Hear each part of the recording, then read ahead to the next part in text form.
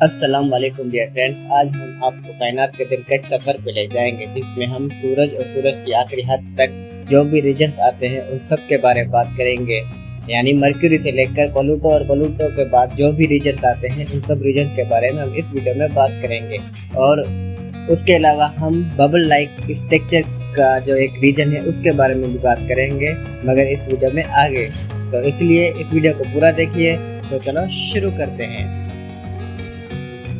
सबसे पहले आता है हमारा सूरज, जो हमारे सोलर सिस्टम का सेंटर है, यानी हमारे सोलर सिस्टम के बीच में है और सारे ऑब्जेक्ट्स हमारे सोलर सिस्टम के इसी की कशिश में जकड़े हुए होते हैं और इसी के गिर्द चक्कर लगाते रहते हैं। उसके बाद दूसरा रीजन है मरकरी।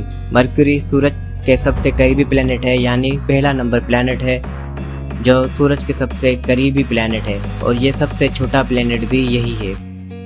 उसके बाद आता है वीनस, जिसको हमारे सोलर सिस्टम का सबसे गर्म प्लेनेट कहा जाता है, क्योंकि सबसे ज्यादा टेम्परेचर हम इसी प्लेनेट पे होता है और इसका एटमॉस्फेयर भी बहुत थिक है और इसको जमीन का सिस्टर प्लेनेट भी कहा जाता है। उसके बाद आता है सूरज का तीसरा प्लेनेट अर्थ, यानी हमारी जमीन, और ये वाहिद प्लेनेट है जहाँ पर जिंदगी मौजूद है। उसके बाद रीजन आता है मार्स। मार्स जिसको रेड प्लेनेट के नाम से भी जाना जाता है। उसके बाद आता है एस्टेरॉयड बेल्ट। एस्टेरॉयड बेल्ट एक ऐसा इलाका है जहाँ पर एस्टेरॉयड पाए जाते हैं। उसके बाद आता है जुपिटर। जुपिटर के बहुत सारे चांद हैं और वो बहुत ही बड़ा प्लेनेट है। हमारे सोलर सिस्टम के सारे प्लेनेट एक जगह रखो, दूसरी जगह सिर्फ जुपिटर को रखो तो भी जुपिटर का वजन ज़्यादा होगा, क्योंकि जुपिटर बहुत वजनी और बहुत बड़ा प्लेनेट है। और हमारे सोलर सिस्टम बनने के बाद सबसे पहले प्लेनेट जुपिटर ही बना था। उसके बाद आता है सैटर्न।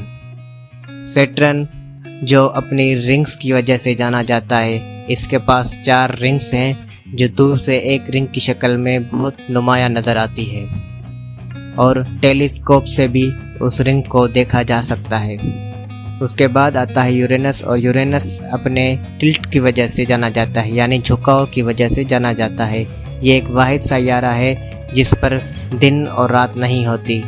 प्लेनेट के एक तरफ हमेशा दिन रहता है और प्लेनेट के दूसरे तरफ हमेशा रात रहती है।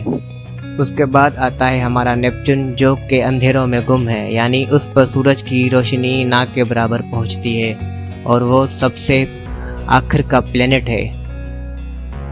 उसके बाद आता है काइपर बेल्ट। काइपर बेल्ट ऐसा रीजन है जो नेपच्यून के बाद आता है।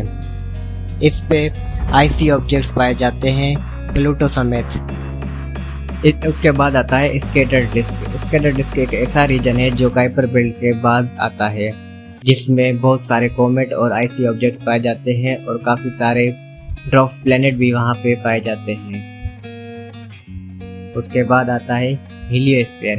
हीलियोस्फीयर एक ऐसा रीजन है जो सूरज के चारों तरफ एक बबल लाइक स्ट्रक्चर बनाता है और वो बना हुआ होता है सोलर विंड से, यानी सोलर की जो विंड्स होती है उससे वो बबल लाइक स्ट्रक्चर बनता है, जिसको हीलियोस्फीयर कहते हैं, जो हमें बाहर की कॉस्मिक रेज से बचाता है, यानी स्पेस के जो दूसरे एलिमेंट्स है जिससे हमारे सोलर सिस्टम को नुकसान हो सकता है, उनसे वो हीलियोस्फीयर हमें प्रोटेक्ट करता है। उसके बाद आता है हीलियोपास। हीलियोस्फीयर की जो एज होती है उसको हीलियोपास कहते हैं, जो हमें कॉस्मिक रेज से बचाती है, यानी उस जगह बाहर की कॉस्मिक रेज और सोलर विंड्स जाके आपस में टकरा के बैलेंस करती है, जिससे ना सोलर विंड्स जा सकती है ना वो कॉस्मिक रेज अंदर आ सकती है। उसके बाद आता है आउट क्लाउड, जो कि हमारे सोलर सिस्टम का आखिरी रीजन है, जो काइपर बेल्ट से बहुत ही ज़्यादा दूर है, जिसका अंदाज़ा नहीं लगाया जा सकता, और ये एक हाइपोथेटिकली माना गया है।